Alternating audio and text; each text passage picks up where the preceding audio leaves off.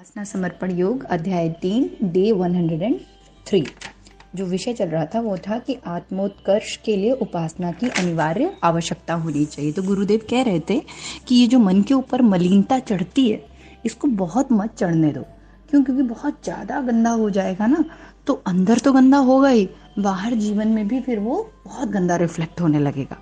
वही जैसे एग्जाम्पल लिया था कि अगर हम नहीं नहाए 1 महीने तक नहीं ब्रश करें तो कितने गंदे लगेंगे, अंदर से भी और बाहर से भी। और रोग, इमेजिन ढेर सारे रोग हो जाएंगे अंदर, और बाहर भी बदबू आएगी, जिसके संपर्क में आएंगे उसको भी मलिनता देंगे। तो आप देखो ना कि अगर हम आध्यात्मिक प्रक्रियाएं नहीं अपनाते हैं, साधना वगैरह, तो कई बार जैसे कुछ ऐसे परिजन मिलते हैं, लेकिन उनके प्रति करुणा दया रखनी चाहिए हमको, कि जिनसे मिलते ही आपको बहुत नकारात्मक फील होगा, उनका ऑरा, उनका वाइब्रेशंस बहुत लो होगा, उनके वाइब्रेशन के अंदर एंटर करते ही यू विल फील लाइक बस जाना है यहाँ से।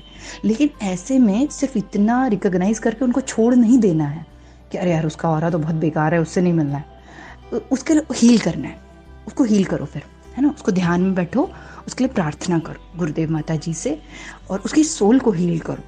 तो उसको एक पुश मिलेगा अंदर से, एक पुश मिलेगा, एक बल मिलेगा इस मार्ग में आगे बढ़ने का। तो ये प्रार्थना का चमत्कार है जो गुरुदेव ने हम लोगों को सिखाया। तो ये तो परमार्थी हो गया, लेकिन सबसे पहले अपना करो, है ना। दूसरे को जज करने से पहले ये अच्छा होगा कि हम पहले अपने देखें कि हमारे अंदर क्या क्या मलिनता है। और एक और बात सबसे कहना चाहूँगी, कई बार हमारे जीवन में ऐसी परिस्थितियाँ आती हैं कि कोई आपको बहुत ट्रिगर कर रहा है, हिट कर रहा है, अपशब्द बोल रहा है, गंदा बोल रहा है, आपके साथ बुरा व्यवहार कर रहा है। तो उस समय बहुत चीज़ें हर्ट होती हैं और ऊपर सरफेस में निकल के आती हैं। उस वक्त बहुत कॉन्शियस रहो, एकदम चौकन्ना। क्यों चौकन्ना रहो? कि बोलो कि वाह, यही तो वो मोमेंट है जो मेरी ज़िंदगी बदल देगा। यही, इसी मोमेंट का तो मैं इंतज़ार कर रही थी कि कोई आए और कुछ मेरे साथ कुछ इस तरीके की खटखुट करे।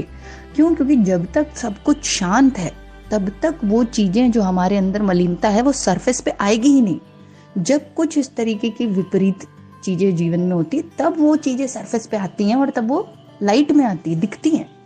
और तब जब वो दिखेंगी तब ना हील करोगे उसको, तब तो उसको ठीक करोगे। तो इसमें भी बहुत ज्यादा नेगेटिव नहीं होना कि हे भगवान मेरे अंदर तो क्रोध है, अरे बाप रे इतनी काम वासना भरी पड़ी है मेरे अंदर।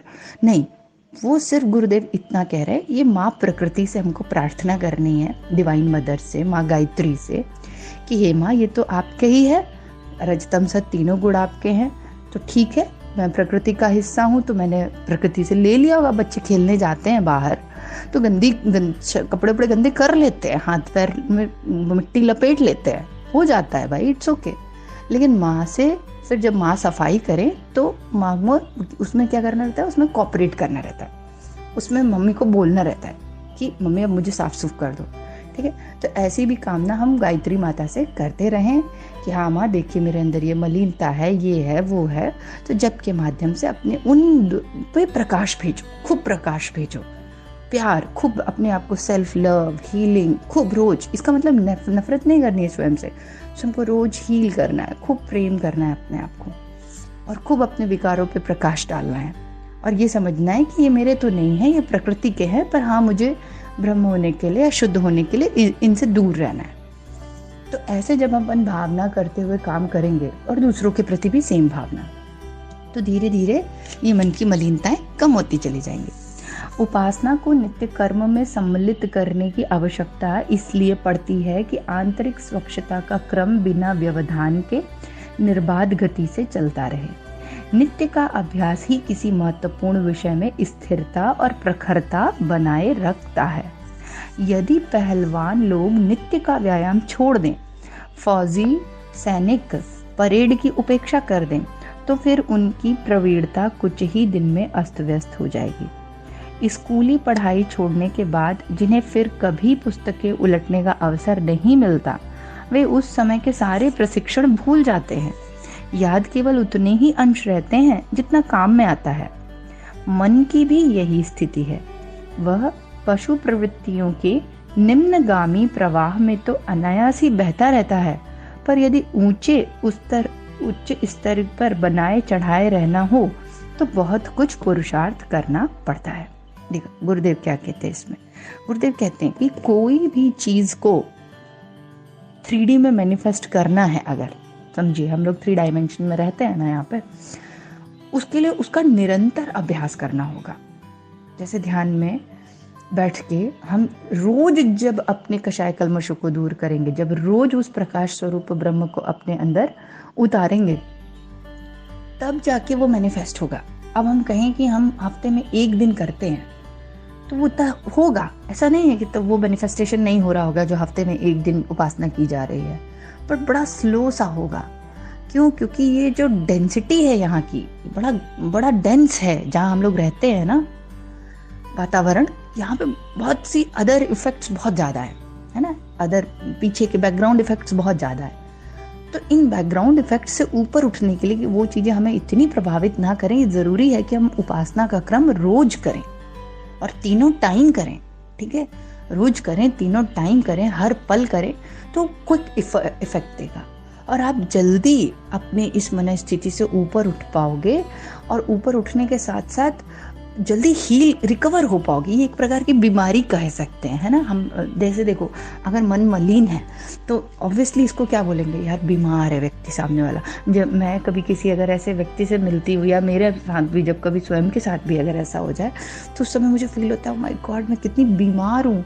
या कोई व्यक्ति अगर बहुत क्रोध कर रहा है, बहुत डिप्रेशन में है, बहुत आपको गालियाँ दे रहा है, गंदे शब्दों का प्रयोग कर रहा है, आपके साथ दुर्व्यवहार कर रहा है, तो एक पल के लिए लगता है ओ गॉड ये कितना ज़्यादा अंदर से परेशान है, इसकी सोल की क्या हाल हो रखी होगी अंदर। तो एक करुणा दया भाव ये भी आता है और अपने प्रति भी आता है। हम भी कर देते हैं कभी कभी, हमारे भी संस्कार सारे अभी पड़े हुए हैं। तो लेकिन जिस समय ये हो, अपने ऊपर करुणा करें, दया करें, प्रेम करें और उसको हील करें। उसके लिए गुरुदेव कह रहे निरंतरता रखें, खूब निरंतरता रखें, तीनों टाइम करें। जैसे ही आइडेंटिफाई हो गया, सबसे बड़ी कृपा तो देखो ये है कि आइडेंटिफाई कर लिया हमने कि अरे यार मेरे को बहुत क्रोध आता है, मेरे अंदर बहुत काम वासना है, ये हमने आइडेंटिफाई कर लिया। तो इससे बड़ी कृपा अब और क्या हो सकती है। अब तो बस खट से बस डेली तीनों टाइम दवाई खानी है, समझ लो। रोग का पता चल गया है और दवाई अवेलेबल है। रोग है क्रोध, काम, ईर्ष्या, घृणा, द्वेष, राग, दवाई है गायत्री मंत्र, तीनों टाइम खानी है और रोज खानी है। 5 दिन का कोर्स होता है ना, हमारा 5 दिन का कोर्स नहीं है, पूरे जन्म का कोर्स है। तो हमें पूरे जन्म करनी, इसी का अभ्यास गुरुदेव यहाँ ये बोल रहे हैं कि कोई भी चीज़ में प्रखरता लाने के लिए ज़रूरी है कि उसको रोज किया जाए। फौजी लोग परेड करते हैं, अच्छा बहुत से लोग ना बड़े इंटेलिजेंट होते हैं, तो जब अपने पढ़ाई के समय पे वो रहते हैं तो बहुत अच्छा काम कर रहे होते हैं। खूब स्टूडियस टाइप के जो बच्चे नहीं होते, खूब पढ़ते हैं और खूब बढ़िया एग्ज़ाम दे लेते हैं। तो उस समय तो उनकी परफॉर्मेंस बहुत अच्छी होती है, पर जब वो बड़े ऑफिसर वगैरह बन जाते हैं तो फिर निश्चित ही रोज तो ये सब पढ़ते नहीं होंगे, तो उस समय तो फिर फील्ड वर्क करते होंगे या जो भी उनका जॉब है वो करते होंगे। तो उनकी फिर पढ़ने की हैबिट छूट जाती है।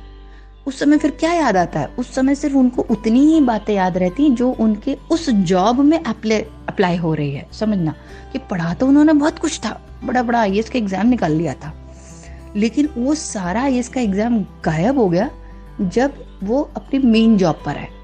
क्योंकि मेन जॉब में वो सारी इन्फॉर्मेशन नहीं लग रही है, बस उस जॉब से संबंधित जो मूल बातें हैं जो क्रिया में आ रही है। तो क्या हुआ कि वो चीज़ जो निरंतर अभ्यास में है वो बस याद रहेगी, बाकी जो चीज़ अभ्यास में नहीं है वो भूल जाएगी, तो यूजलेस हो जाएगी। इसलिए गुरुदेव कहते हैं कि इसको अभ्यास में रखो, नहीं भूल जाओगे। रोज रोज जब हम साधना नहीं करेंगे ना, तो हम ये सारा बड़ी बड़ी अच्छी बातें कि मुझे करुणा करनी है, मुझे दया करनी है, मुझे अपना हीलिंग करना है, मुझे सेल्फ लव करना है, ये हम भूल जाएंगे। इसलिए ये बहुत ज़रूरी है कि नित्य उपासना करें, नित्य अच्छा स्वाध्याय सुने, अच्छा सत्संग करें, अपनी एक दिनचर्या बनाएं। उस दिनचर्या में हर एक पॉइंट पे ध्यान दें कि मेरा समय कहाँ जा रहा है, मैं कैसे कामों को कर रही हूँ, कहाँ अपना समय व्यर्थ गवा देती हूँ, इस तरीके की भावना रखें।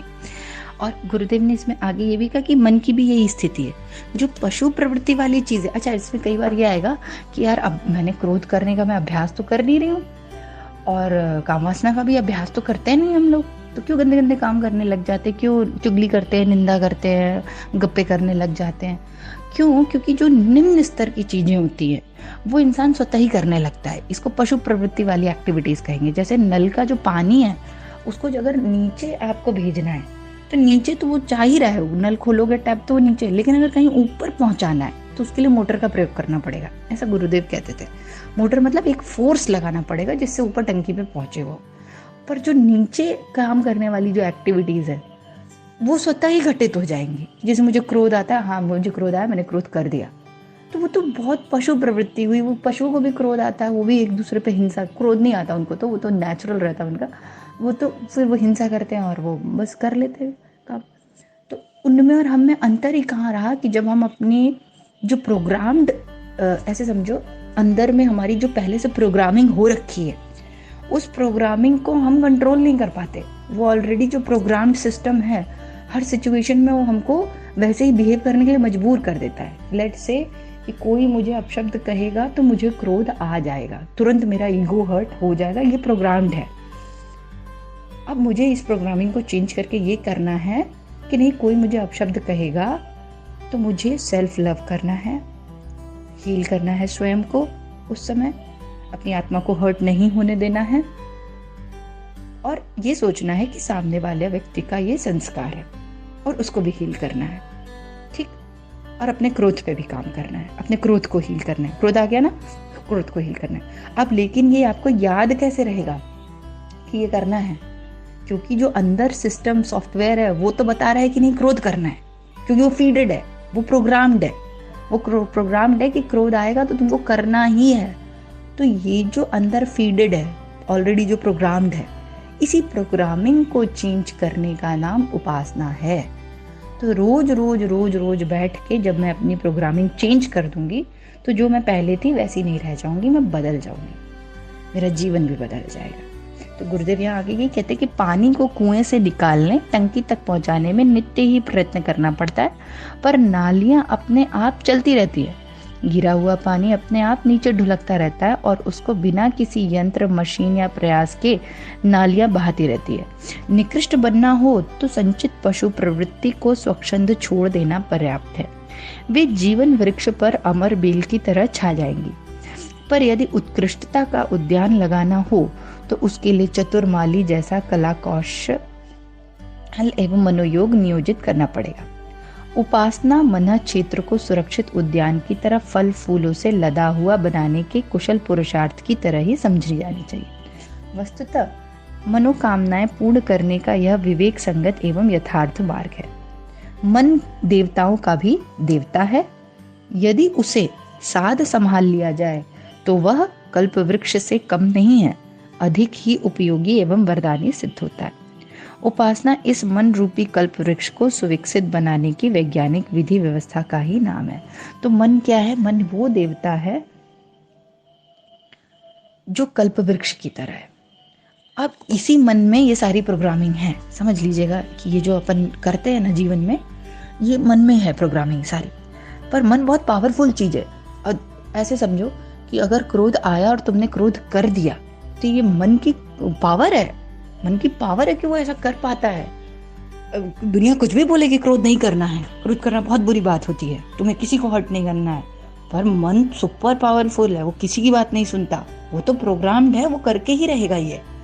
पर इसी मन को अगर हम साधना के माध्यम से सुसंस्कारी बना दें, इसी पशु प्रवृत्ति वाले मन को, इसी कुसंस्कार वाले मन को, पर ये प्रेम के साथ होगा। हर चीज में ना प्रेम और सद्भावना जरूर रखें, अपने प्रति बहुत ज्यादा। सेल्फ लव बहुत जरूरी है, बहुत जरूरी है।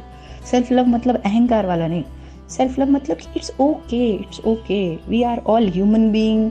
हम धरती पर हैं, यहाँ पे सब कुछ है, रजतम सत। बच्चे बाहर खेलने जाते हैं, गंदगी कर लेते हैं, हम ले आते, इट्स ओके। माँ प्रकृति का दिया हुआ है। तो जब माँ प्रकृति ने ये सारी चीज़ें अवेलेबल करवाई है, गायत्री माता के माध्यम से हमको चीज़ें प्राप्त हो रही हैं, तो वो ही हील भी करेंगे। लेकिन हाँ, बुराई कहाँ है? बुराई तब है जब हम देख रहे हैं कि ये गड़बड़ है यार यहाँ पे, लेकिन हम उस पर काम नहीं कर रहे, तब बुराई। तो अब बुराई कैसी? किसी और के लिए नहीं है, बुराई अपने लिए कि हमारा जीवन एकदम गंधमय बना हुआ है, हाँ कोई आनंद नहीं है, वाइब्रेशन एकदम लो है, तो इट्स नॉट गुड। इसमें भी क्या, किसी और का हम बुरा नहीं कर रहे हैं, हम जीवन के जो सबसे सुप्रीम आनंद के जो अनुभव ले सकते हैं, चरम, जो हम जीवन में अच्छे अनुभूतियाँ प्राप्त कर सकते थे मनुष्य तन में आके, और डिविनिटी प्राप्त कर सकते थे, इस यात्रा को और खूबसूरती से जी सकते थे, वो मिस कर जाएंगे। बस इतना सा फर्क है, बहुत फर्क नहीं है। मान लेते कोई व्यक्ति उसने वो नहीं कह रहा है हम नहीं करेंगे उपासना, ठीक है, हम बने रहेंगे ऐसे क्रोधी और ऐसे टैंट्रम वाले और ये सब, तो वो कुछ नहीं कर रहा है। वो एक अवसर को जो कि वो बड़े आनंद के साथ जी सकता था, उस अवसर को वेस्ट कर रहा है। उस अवसर को जिसमें वो अपने इसी जीवन को बहुत सुंदर तरीके से विद गुड फीलिंग्स और ढेर सारे अच्छे अच्छे अनुभव उसको प्राप्त होते, लविंग जो कर सकता था, वो उसने मिस कर दिया। यही बस इतना शांत है। तो गुरुदेव यहाँ यही कह रहे हैं कि मन देवताओं का भी देवता है, तो अपने मन की आराधना करो। श्रद्धेय बहुत अच्छी बात करते हैं कि रे मन तू मेरा मित्र बन। तो इसी भाव के साथ यहाँ समाप्त करते हैं। और ये इसमें अपने को क्या समझ में आया आज, मन को अपना मित्र बना लो। मन के अंदर पहले से कुछ डेटा फीड है। माँ गायत्री से रोज प्रार्थना करो कि हे माँ, इसीलिए सद्बुद्धि का मंत्र कहते हैं, आपका प्रकाश स्वरूप तेज और उसके गुण हमारे हृदय में स्थापित। मान लेते हैं कि अपने को नहीं पता कि हमारे अंदर क्या विकार है, चलो क्रोध नहीं आता, पर और भी कई विकार होंगे जो हमें पता ही नहीं है, तो कुछ भी, तो माँ से सिंपली प्रार्थना करेंगे कि माँ आपके सद्गुण हमारे अंदर आ जाए, हम भी दैवीय बन जाए। तो जब दैवी बनने की प्रक्रिया शुरू होगी तो स्वतः ही जो अनवांटेड चीजें वो हटती चली जाएंगी। ठीक है, इसी भाव के साथ जय गुरुदेव, सभी प्रणाम। हमारे YouTube चैनल को सब्सक्राइब करें और बेल आइकन को दबाकर ऑल पर क्लिक करें ताकि नोटिफिकेशंस आपको मिलती रहें।